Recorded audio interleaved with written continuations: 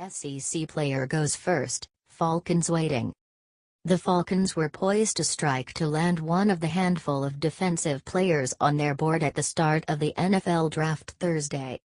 The defending NFC champions entered the draft with the 31st pick and had to sit back and watch the early portion of the draft. Texas A&M defensive end Myles Garrett was the first player selected in the draft by the Cleveland Browns. The Chicago Bears traded a ransom to the San Francisco 49ers to move up one spot to draft North Carolina quarterback Mitchell Trubisky with the second pick.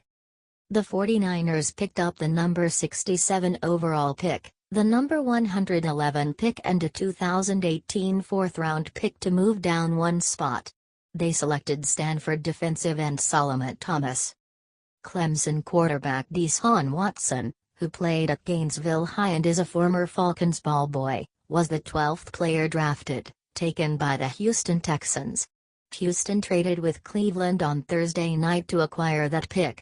Most of the draft analysts were split on whether Watson or Trubisky, who started only 13 games at North Carolina, was the top quarterback in the draft. Before the draft, there was plenty of speculation that the Falcons planned to move up in the first round.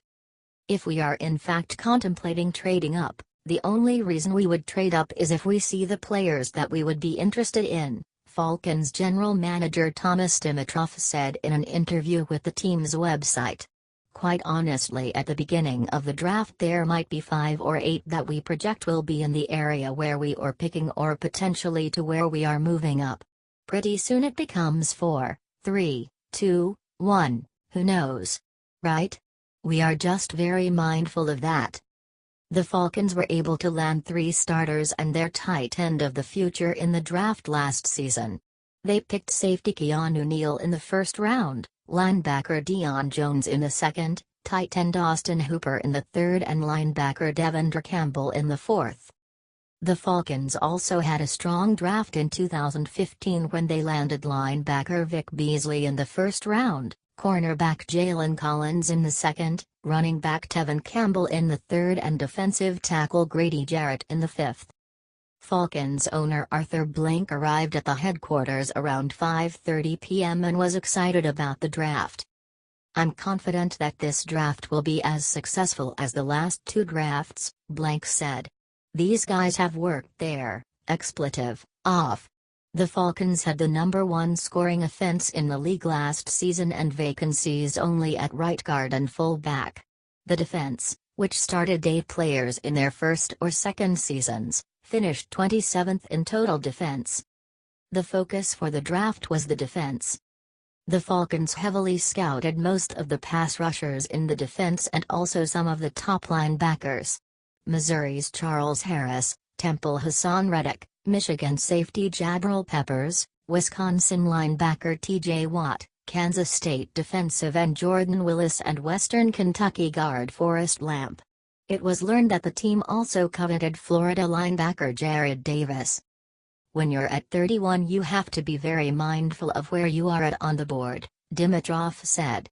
"Yes, it is a needs-driven draft. However, you have to make sure that you are not leaving someone on the board that is exponentially higher and may not be an exact need, but still a need. A guy like Peppers is multifaceted. He has the ability to play strong and free. He has the ability to run the ball, return the ball. Guys like that are helpful for an organization." Dimitroff was relaxed as the draft was approaching. "We've been really busy," Dimitroff told Ken Rodriguez of Fox 5 Atlanta. "There is a buzz in this building."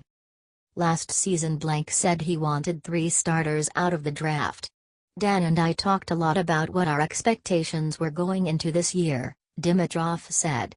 Mr. Blank didn't come out and say exactly how many he needed to start. But that's always a good thing. We are behind him, and he's behind us as an organization. We know that we need to continue to produce football players that are going to make us a difference-making football team. I think we are in a good spot." He wouldn't rule out a trade up in the draft. "I think since 2008 we've had 19 trades in the draft," Dimitroff said. "We've been active and busy. We've spent a lot of time thinking about it. I want everyone to know that this is never flipping. We've spent a lot of good time talking about how we are going to approach it. There are opportunities. There are a number of people that have called us and I've called them. It could be 5.